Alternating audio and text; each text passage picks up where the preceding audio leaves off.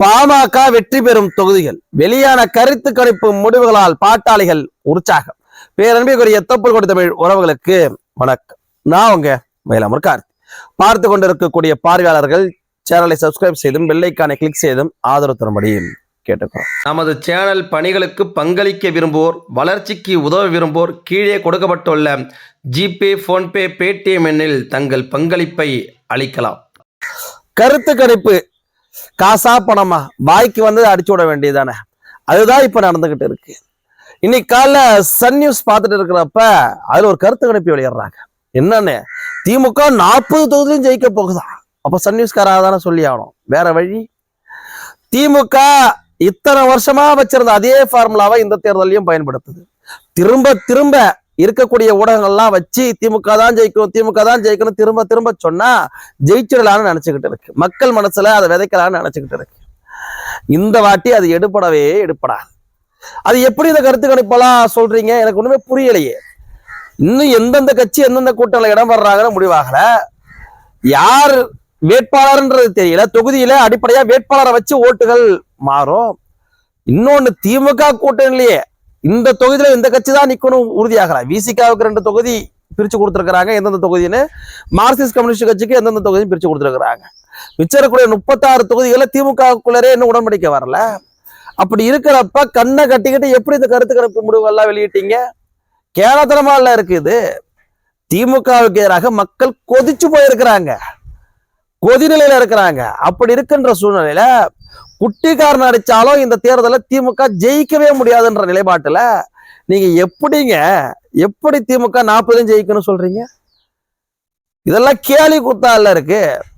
பாட்டாளி மக்கள் கட்சி இடம்பெறுகின்ற அணி என்பது குறிப்பிட்ட அளவிற்கான வெற்றியை பெறும். அது நிச்சயமாக உறுதியாக நடக்கும்னு நாடே அறிஞ்ச ஒரு விஷயம். அதனால தான் இன்னைக்கு பாமகவுக்கு பின்னால ஆண்ட கட்சிகளும் இந்த தேசியத்தையே ஆளுகின்ற கட்சியும் சுத்திக்கிட்டு இருக்கிறாங்க. நீங்க 40 ஜெயிக்கிறதா இருந்தீங்கன்னு வச்சீங்க, எதுக்கு அந்த கட்சியெல்லாம் பாமக பின்னால சுத்தணும்? பாமக இடம்பெறுகின்ற அணித்தான் இந்த வாட்டி வெற்றி கூட்டணி. திமுகவிற்கு எதிராக மக்கள் கொதிநிலையில இருக்கிறாங்க. இந்த திமுகவை திராணியோடு எதிர்த்த ஒரே கட்சி பாமக மட்டும்தான். என்எல்சி விவகாரமாக இருக்கட்டும், மேல்மா சிப்காட் விவகாரமாக இருக்கட்டும், நதிநீரை இணைக்கிற விவகாரமாக இருக்கட்டும், நீட்டா இருக்கட்டும், எந்த விஷயமா தொட்டாலும் சரி, பரந்தூர் விமான நிலையமா இருந்தாலும் சரி, எல்லா விஷயத்திலையும் உண்மையாக தீர்க்கமாக உண்மையான எதிர்கட்சியாக நின்று களமாடியது பாட்டாளி மக்கள் கட்சியின் தலைவர் அன்புமணி ராமதாஸ் அவர்கள்.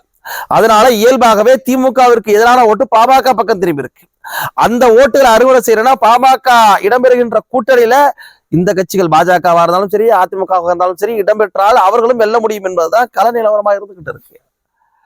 அதையுமே யாரும் உறுதிப்பட்டு சொல்ல முடியாது. அதுக்கு எதுக்கு தேர்தல்? இந்த கருத்து கணிப்பு முடியா விட்டு போயிடலாமே, நீங்களே அறிவிச்சிடலாமே. எதுக்கு தேர்தல் ஆணையம் எல்லாம் திமுக 40 ஜெயிச்சிருச்சுப்பா போங்கப்பா அப்படின்னு அறிவிச்சிடலாம்ல? என்ன இது கேலி குத்தால இருக்கு? 40 தொகுதியிலே 54.17% ஓட்டுகள் வாங்கி திமுக ஜெயிக்க போலாம். திமுகவுக்கு எத்தனை சதவீத ஓட்டு இருக்குன்னு தெரியல, இது வரைக்கும் நின்று ஜெயிச்சு காட்டல. அவங்க சொல்லிடுறாங்களே கூட்டணி, மெகா கூட்டணி. அந்த மெகா கூட்டணியில இருக்கக்கூடிய அந்த மக்கு கூட்டணியில ஒரு ஆளு கூட 1% ஓட்டை தாண்டி இல்லை. 2016 நின்னவங்க தானே மக்கள் நல கூட்டணின்னு. எந்த கட்சியும் 1% ஓட்டை தாண்டல. காங்கிரஸோட நிலைமை என்னன்றது தமிழ்நாட்டுல என்னன்றது எல்லாருக்குமே தெரியும். இதை வச்சுக்கிட்டு மெகா கூட்டணினா என்ன மெகா கூட்டணி? அது மக்கு கூட்டணி, அவ்வளவுதான்.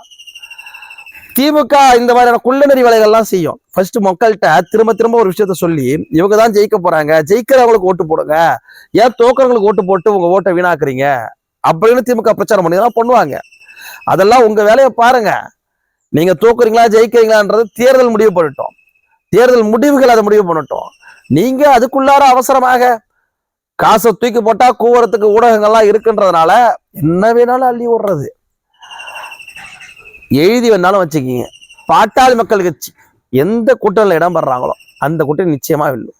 பாட்டாளி மக்கள் கட்சி குறைந்தது 7 எம்பி தொகுதியில் நிச்சயமா அடிக்குதா இல்லையா வேணாலும் குறிச்சு வச்சுக்கிங்க. அது எந்த அணியாக இருந்தாலும் சரி. ஏன்னா திமுகவுக்கு எதிராக மக்களுடைய கோபம் அந்த அளவுக்கு இருக்கு. மக்கள் கொதிச்சு போயிருக்கிறான். எப்படா வாய்ப்பு கிடையாது காத்துட்டு இருந்தான். 3 வருஷமான காத்திருப்புக்கு மக்களுக்கு சரியான நேரம் கிடைச்சிருக்கு பதிலடி கொடுக்க.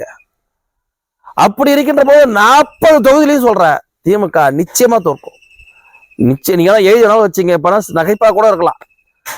எப்போ 40 தொகுதியும் ஜெயிக்கும்? அவங்க ஆட்சியில இருக்கிறாங்க, ஆளுங்கட்சியா இருக்கிறாங்க, அதிகாரத்துல இருக்கிறாங்க, பணத்தை வச்சிருக்கிறாங்க, கொட்டி இறைப்பாங்க, இருக்கிற பொய்யெல்லாம் ஊதி தள்ளுவாங்க, கலவரத்தை கூட ஏற்படுத்தி கூட வெற்றியை அடைஞ்சணும்னு நினைப்பாங்க. நீங்க என்ன தகுதி தம்மனாலும் சரி, நீங்க பல்லாயிரம் கூட கொட்டி அரைச்சாலும் சரி, என் மக்கள் ஏமாளிகள் அல்ல. இந்த வாட்டி திருந்திட்டாங்க. நிச்சயமா திமுகவுக்கு பதிலடி கொடுக்கும். நீங்க வேணா பாருங்க.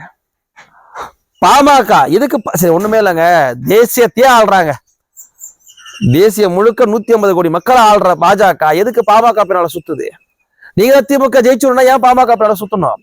பாமக இருந்தால்தான் திமுகவை வீழ்த்த முடியும்.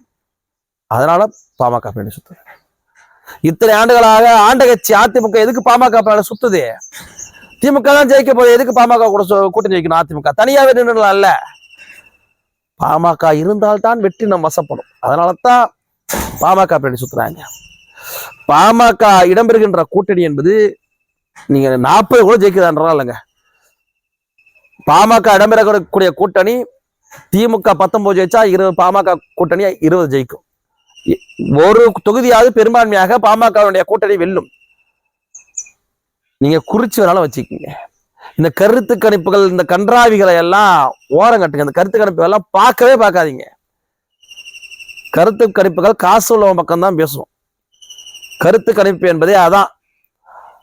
இந்த கருத்து கணிப்பு முடிவுகள் எல்லாம் பத்திலாம் நம்ம கவனிச்சோன்னு வச்சுக்கங்க, கவலைப்பட்டோன்னு வச்சுக்கங்க, வேலையே நடக்காது.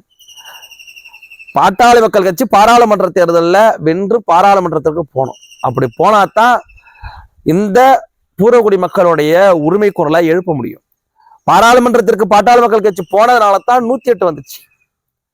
தேசிய ஊரக சுகாதார திட்டம் வந்துச்சு, அகல ரயில் பாதை திட்டம் வந்துச்சு, எவ்வளவோ நல்லதெல்லாம் நடந்துச்சு. ஜிப்மரை தன்னாட்சி நிறுவனமாக்குனாங்க. அயோத்தியாச பண்டிதர் பெயர்ல ஆயுர்வேத மருத்துவக் கல்லூரிய தாம்பரத்தை தொடங்கினாங்க. இன்னும் எத்தனை நலத்திட்டங்களை அவங்களால செய்ய முடிஞ்சது. இதற்கெல்லாம் அதிகாரம் பாமக கையில இருக்கணும். அன்புமணி ராமதாஸ் அவர்கள் அதிகாரத்துல அமர்ந்தால் மட்டும்தான் முடியும். அதற்கான வாய்ப்பு கிடைச்சிருக்கு, அதற்கான நேரம் அமைஞ்சிருக்கு.